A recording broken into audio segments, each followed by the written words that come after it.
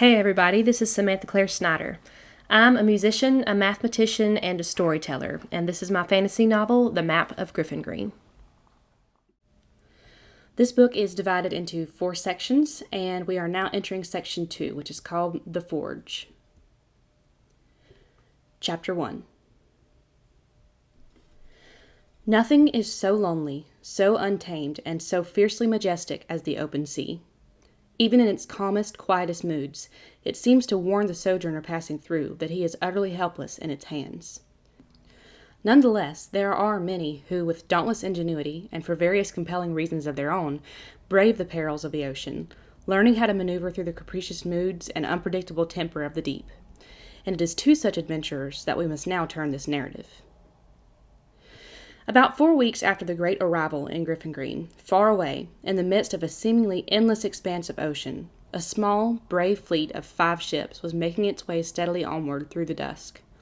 The sky was dark and brooding, and the waves uneasy, but all was relatively passive for the moment, and the ships were moving at a fair speed. Though the fleet was small, its vessels were sturdy and proud. They sailed in a V formation, with the command vessel front and center. This ship, along with the 2 on either side of her, was clearly a warship. She had an imposing ramming bow, bound with gleaming silver armor that flickered in the foam through which it sliced. 3 great masts towered grandly over her, their crisp white sails billowing in the wind. The vessel was built of a rare, dusky blue timber, the likes of which has never been seen in our world.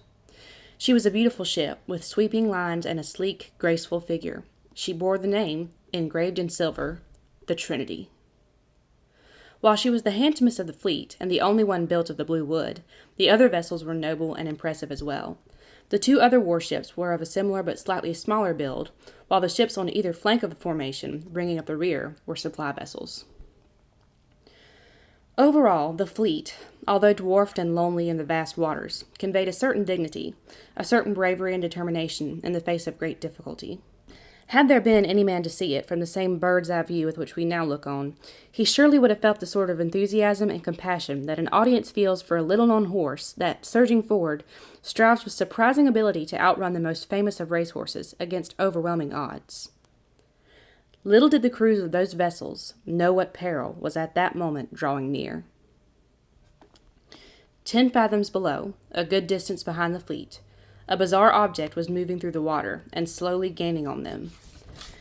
It could best be described as a sort of bubble, a translucent orb about 9 feet in diameter that, though it was durable and bound by 1 vertical and 1 horizontal gold band, shifted the unbound parts of its shape slightly with the movement and pressures of the current. It was drawn by 2 great, horrid-looking fish similar to anglerfish, both of them larger than a full-grown man. They were haltered, with massive bits in their toothy, gaping mouths, and chained to the orb with links of red and gold. Inside the orb, seated on the scarlet-cushioned bench, which stretched across the diameter from one rim of the horizontal circumference band to the other, were 3 men. 1 lantern hung from the vertical circumference band above their heads, filling the orb with a dim light and emitting feeble rays into the watery darkness outside. The men looked rough and fierce. One of them was tall and lanky. One was short but as muscular as a bulldog, and the one seated in the middle was absolutely massive. Even sitting down, he was head and shoulders above his associates. They were all armed to the teeth, glaring sternly ahead with their minds fixed on whatever grim job they had planned. Nor did it seem that they were in any way unsettled by their strange surroundings. They were cool and professional.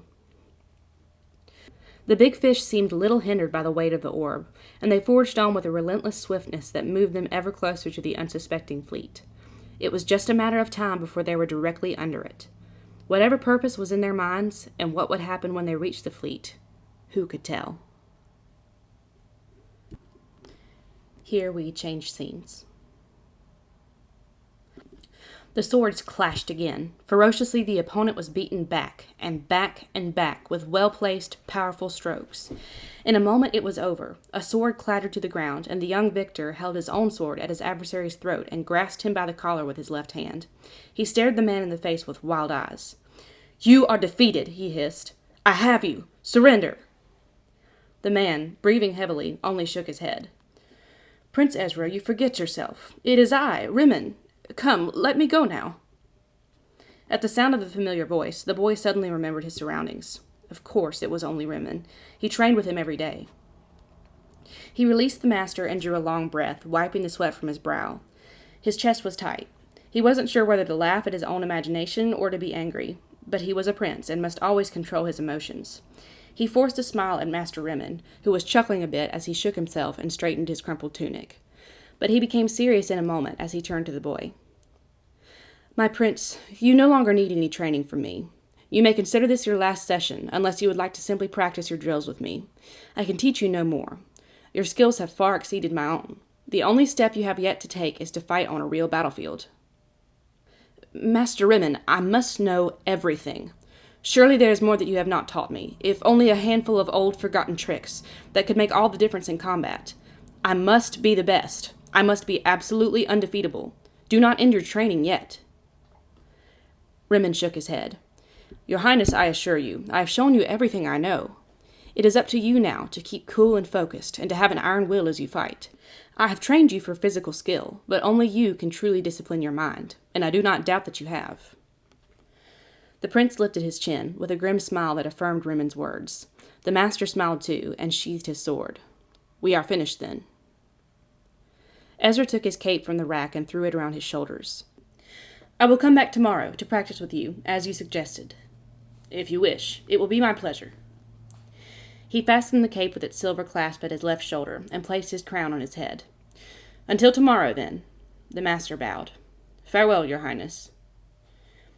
Ezra left the hall in which Master Rimmon, one of the greatest warriors of his time, taught his young students. The crisp air of autumn cooled him from his vigorous workout as he walked along the quiet, paved lane, the main street of the hamlet. Located near the western border of Griffyngrein, this small but stately place was the dwelling and stronghold of the Inger tribe, one of the noblest and most refined peoples in the kingdom. This young man, only 17 years old, was the crown prince of the Ingers, and one could tell it in a glance. He carried himself with remarkable pride and dignity. Every ounce of him was royal. He was very handsome. Tall, broad-shouldered, and agile, he progressed down the lane with a quick, firm stride, his dark brown cape billowing behind him. His shirt and breeches were made of dark gray wool. A short ceremonial sword was sheathed at his side, fastened to his silver-inlaid leather belt. His leather boots came up nearly to his knees. His hair, on which rested a polished and delicately carved circlet of cedar-like wood, was black and curly, but his complexion was fair. He had fine, noble features, and his face seemed to permanently bear a stern expression. His eyes, under dark, serious brows, were deep, intense, brown ones that eloquently expressed his general demeanor. He appeared very often to be in deep thought, and he could be short-tempered at times, as if whatever he was thinking about made him impatient. He seldom interacted much with the common people. His preoccupation with matters of state made such socialization impractical. However, he was outspoken in his family and amongst the leading men of the tribe. He spent much of his time with his father, King Terran, and showed a marked interest in the affairs of the tribe, diligently preparing to be king himself one day. As has already been seen, he was determined to be the most skillful of swordsmen. He also spent hours a day studying old manuscripts, histories of both Griffyngrein and the Inger tribe, particularly the wars in which they were involved. This morning, he was making his way back home from the northern end of the hamlet, where the training hall stood. Bystanders bowed respectfully as he walked by, for he was indeed a commanding figure. He acknowledged them with a nod, but did not slow his pace, for he was in a hurry to get back and speak with his father. He wanted to tell him about his conversation with Master Rimmon. When he arrived at the royal quarters, however, he found that a messenger was in his father's study, practically bursting with news. Such significant news that Ezra quite forgot everything else. Come in, Ezra," King Terran said eagerly, as the prince pushed open the door. "I am glad you are back. Flynn was just telling me something truly extraordinary. Tell him, Flynn." The servant turned to Ezra. "Sire, a runner just came from Hooksterdam with a message from the chief. He has 2 guests there, a boy and a girl of a most marvelous origin. They have come from another world, called here by Rainif's magic, and they have passed the tower test." Prince Ezra grasped the back of a nearby chair, his eyes fixed on Flynn. "Go on," he said after a moment. "The Hookies first met them 4 weeks ago. They have committed their tribe to the cause. Even Theron the Griffin came to acknowledge them. The runner bore a message from the 2 of them. Here it is. It's very nicely written, sire." Flynn handed the prince a letter. Ezra carefully read the message. The handwriting was meticulously neat, and each sentence was worded respectfully and clearly. It was addressed to King Terran and requested permission to visit the Ingers. They plainly stated their wish to befriend the tribe and to achieve a strong and lasting alliance that they could one day carry to the battlefield. But they assured the king that they would by no means push him and wished to have the Ingers' loyalty only if it was willingly given. The message also contained a brief greeting and endorsing signature from Chief Morphin of Hooksterdam. Ezra folded the letter up with a grim face and handed it back to Flynn. He did not like it. Yes, it was nicely written, too nicely for Ezra's tastes. He felt that there was a sort of arrogant over-politeness in its tone, and he could practically smell the political agenda soaking it. Immediately a seed of suspicion germinated in his mind. But King Terran was too excited to notice his son's expression. "Of course, we must answer at once," he was saying, "and agree to meet with them, eh, Ezra?" Ezra hesitated, but then made up his mind and spoke decisively. "Father, with all due respect, I disagree." "Do you?" Terran looked at the prince with surprise. "Why is that?" "Because we know little, really nothing about these people. Do you forget how much pain the kingdom has already endured because of false saviors who claim the very same things about themselves? Truly, Father, I am a bit surprised that you believe the message so readily." Terran smiled. "You are sharp-witted as always, but I assure you I am doing nothing rash. Did I say I believed it? No, that will take much more convincing than a polite letter can provide. But I do think it worth my attention, particularly since Chief Morphin has endorsed them." "But we have not been on familiar terms with the Hookies for a very long time." "Correct. Thus, for Morphin to reach out to us in this way signifies that something deeper than the typical usurper's scheme is at hand. He and I have not always seen eye to eye, but he has never been anything but honest and true to his word. If he welcomes someone who claims to have passed the tower test, then he must have good reason to believe they speak the truth." "That doesn't mean he is right." "Trust me, Ezra, I fully intend to act with the utmost discretion. That is why I want them to come here, so that I may meet them in person, on our own turf, and hear Morphin's and Jerem's opinions on the matter." Ezra frowned. "I understand your reasoning, Father, but I still do not like it. Why should we open our stronghold to them? If they are deceptive, which I strongly suspect they are, then they could bring grave danger to our people." "Not likely.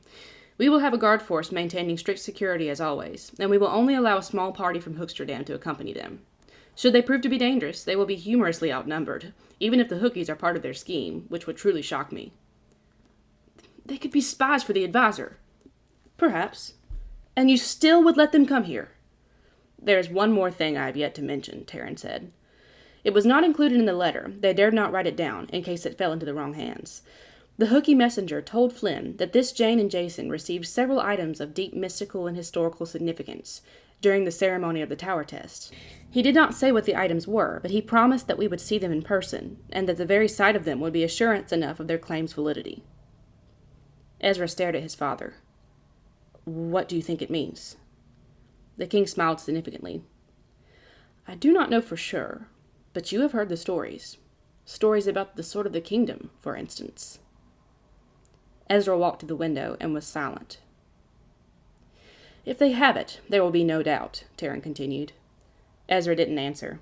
The king laid a hand on his son's shoulder.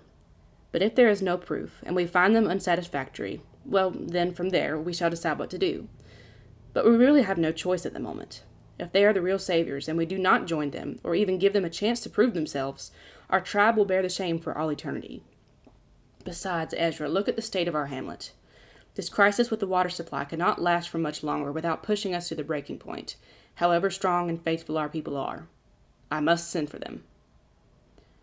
Ezra sighed and turned around. "Very well, Father. I will prepare for their arrival." He bowed coldly and left the chamber. Chapter 2. In the cabin of the Trinity, a young man sat looking at the sea chart spread on the table before him. Across from him sat a middle-aged man who was fingering a pocket compass uneasily.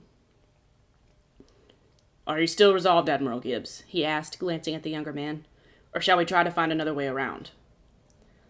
The other's brow was furrowed, and he could not erase his expression of worry as he looked up.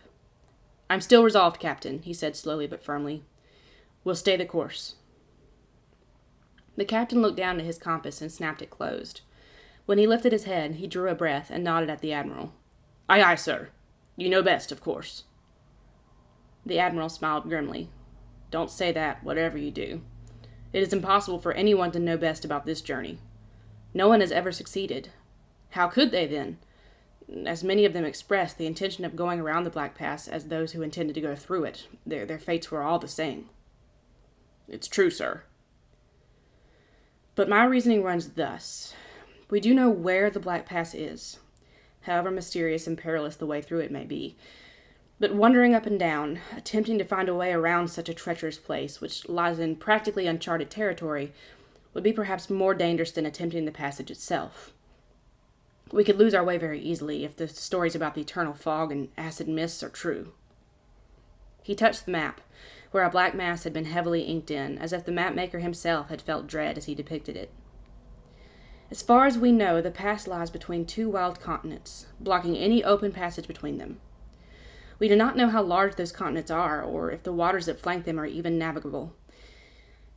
Given that none of the ships who intended to go around either continent ever returned in any of our records, I highly doubt it. I'm simply choosing the lesser of two evils. I agree with your decision, Admiral. I'll pass it on to the crew. Thank you, Larpin. The two men rose and clasped each other by the hand over the sea chart. Then the captain left the cabin.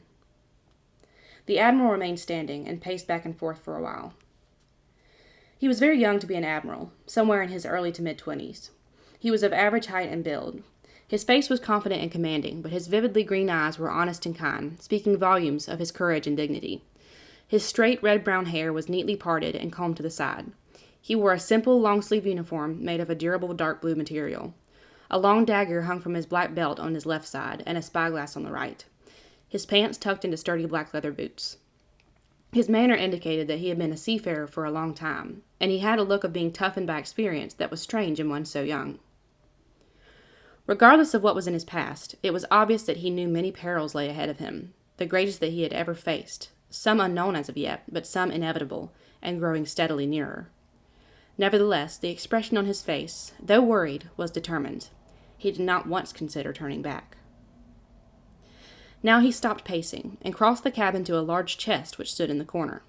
Producing a key, he knelt and opened it. As he did, a strange blue light flooded out, reflecting on his face, the walls, and the ceiling. He shielded his eyes, and as he gazed into the chest, his expression became even more resolute. In a moment, he closed the chest again and locked it carefully. Then he put the chart away and lay down on his bunk, resolving to get some rest, while he still had the chance. It was now night. On the aft deck of the Trinity, a young lady stood by the starboard bulwark, looking down at the water. The brisk breeze rustled her long, dark blue skirt and stirred the wisp of hair around her face. She looked serious but calm, and she stood for a long time, simply gazing at the deep. After a while, however, something caught her attention. She started, and leaned over the railing, peering at the water directly under her. Something had glimmered for a moment beneath the surface, she was sure. And was it her imagination, or had she seen a large, dark shape move far below? Without quite knowing why, she felt a shiver go up and down her spine. For a minute longer, she looked closely at the waves, but she saw nothing more. She turned away from the bulwark and leaned against it, deep in thought. Then she seemed to make up her mind, and with a stride that showed she had plenty of experience traversing the swaying deck of a ship, she made her way quickly to the cabin. An hour later, something was clearly wrong aboard the Trinity. There was a tension in the air and in the manner with which the sailors carried themselves that, although subtle, was undeniable. The admiral was no longer asleep. He stood in the door of his cabin and surveyed the main deck. There were more sailors on deck now. They were carrying out routine tasks, but they all bore weapons and seemed on high alert. Once, two of them, rounding the corner of the admiral's cabin from different directions, bumped into each other and, startled, drew their daggers. Upon recognition, they sheathed them again, and with nervous smiles, slapped each other on the shoulder and hurried on. There were also armored warriors standing silently here and there, looking much like statues in the dim light. Carefully, methodically, they observed their surroundings with slow, sweeping glances. They were ready to spring into action at the slightest hint of danger. As the night wore on, however, nothing happened. Slowly, everyone began to relax, and some, on the admiral's permission, went below deck again.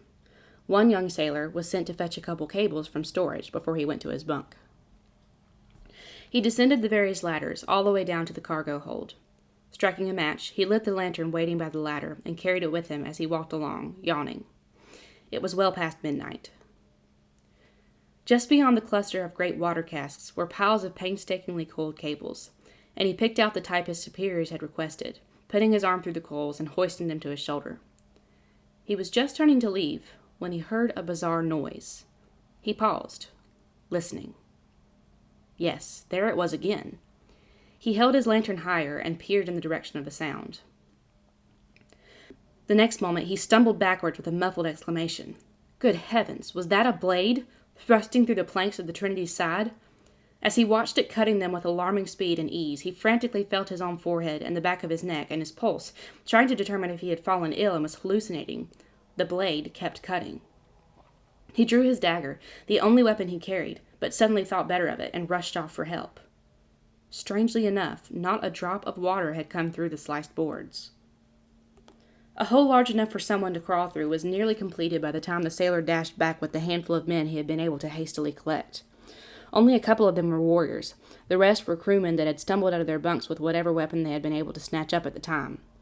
Moving as quietly as they could, they positioned themselves on either side of the intruder's hole and waited. Finally, the hole was finished, and the last of the boards, which had been carefully caught and removed by the unseen cutter, were out of the way. The men pressed themselves hard up against the ship's flank. After a pause, 2 men, bearing weapons, climbed one after another into the ship, followed by a huge figure, one of the biggest men those sailors had ever seen in all of their adventures. But they wasted no time gaping. Of one accord, they attacked the invaders, simultaneously blocking their means of retreat. The invaders were taken by surprise, but in a short moment they had recovered, and they fought back violently despite the fact that they were outnumbered 3-1. The biggest man in particular fought with incredible ferocity and skill, slashing several of the sailors with his cruel scimitar. When someone managed to dash it from his hand, he took hold of the knife that he carried between his teeth, and, wielding it together with his huge, powerful fists, was just as dangerous as before. Perhaps more so, for soon, even at the very moment when the other 2 pirates had finally been overpowered, he broke away from the attackers altogether and sprinted down the length of the cargo hold, with the warriors and sailors in hot pursuit. He reached the ladder and was halfway up in a flash. The leading warrior managed to get there just in time to pierce his thigh, but with a feral snarl he wrenched himself to one side, knocked the warrior away with a devastating kick, and covered the last few rungs of the ladder, disappearing through the hatch. Now they were forced to climb up the ladder one by one to continue the chase, and he was no fool. He waited at the top and picked them off as they emerged, sending unconscious bodies tumbling back down into the cargo hold until there was no one left. He started to make his way down the passageway to the forecastle, but the moment's delay at the ladder cost him. Someone had heard the commotion, and there was the sound of footsteps fast approaching him from dead ahead. Apparently adjusting his plans, the pirate ripped a long piece of his tunic off and put a hand inside the collar of his shirt, taking out a tiny vial that had been fastened there. He tore a small wad of cloth off of the larger piece of tunic, wrapping the latter around his mouth and nose, and wetting the former with the contents of the vial. Casting it on the ground, he produced a flint and steel, and kneeling over it, waited until the approaching party was in sight at the end of the passageway. Then he struck a spark, and the cloth sprang into flame, producing a thick cloud of foul, harsh smoke that billowed along the length of the passageway. When the smoke cleared, the sailors were strewn on the floor, fumigated by the burning potion, and the pirate had escaped to the main deck. All was quiet up here in the chilly, salty air. The handful of sailors on watch seemed oblivious to the chaos that had taken place down below. The pirate may have had a massive frame, but he melted into the shadows like a ghost. With the stealth of a deadly hunter, he made his way to the door of the admiral's cabin. Putting his hand to the doorknob, he slowly turned it. It was not locked, and it moved smoothly and soundlessly under his careful guidance. As he cracked the door open, he saw that the lantern light was very dim within. The admiral must be asleep. Still, it was with the utmost caution that he entered, suspicious that it could be a trick. He was right. Suddenly he felt a stunning blow on the left side of his head. His vision swimming, he staggered back and took his knife from his teeth. The attacker lunged again, reaching to grab the wrist of his knife-bearing hand, and the pirate met him halfway. They hit the floor with a violent crash and grappled fiercely. But the pirate, despite his makeshift mask, had inhaled a small amount of his own fumes. This, combined with the blow to his head, was slowing him down and clouding his perception. Furthermore, the admiral was very skilled in martial arts. With a brutal wrench of the pirate's arm that forced him to drop the knife, he kicked the weapon across the room, and they continued with their bare hands. A few minutes later, Captain Larpin and a fully armed warrior rushed into the cabin. Together, the 3 of them overcame the pirate at last. In a few quick words, the captain told Admiral Gibbs what had happened below deck. Soaked with sweat and bleeding from several wounds, the admiral put his knee in the pirate's back. "Make this easy on yourself," he said coldly. "What did you use on my men? Did you kill them?" The pirate ignored him. Admiral Gibbs shoved his knee harder into his spine. "Are they dead?" he demanded, putting his dagger to the pirate's throat. The pirate said nothing. A sailor appeared at the door. "Sir, we've brought them into the open air. They have pulses." Wiping blood from his lip, Admiral Gibbs acknowledged him and stepped away from the pirate. "Take him to the cell with the others," he ordered the warriors. "You will answer my questions later, about a great many things," he added to the pirate. The big man stared back at him fearlessly with glinting eyes, but said nothing. At the captain's orders, everyone wore masks over their faces as they passed through the fumigated passageway. The hatch was thrown open and fastened there to air out the poison, while the ship's medic carefully examined and tended the unconscious victims who had been made as comfortable as possible on the main deck. Once the 3 pirates had been tied up and locked away, the sailors went to the site of the invasion to pick up their wounded comrades. 2 were dead, and many were injured quite seriously. After they had carried the victims to the sick bay, a delegated group began to examine the bizarre entrance, trying to discover how they could have been invaded at a point so far below the waterline, not by mythical creatures of the deep, but by humans. What they discovered astonished them. A translucent, bubble-like orb was fused to the side of the ship, so firmly attached around the cut entrance that it was watertight. Cautiously, one of the sailors stepped out into the orb. It flexed under his weight, but did not show any likelihood of breaking. Around his feet were scattered the pieces of the Trinity that had been cut out of her for entry. Then he looked up and gave an exclamation of surprise. Above him, fused to the orb, was the underwater carriage. The 2 monstrous fish were still attached to it, carelessly swaying their fins back and forth as the warship towed them along, their massive lower jaws opening and closing methodically.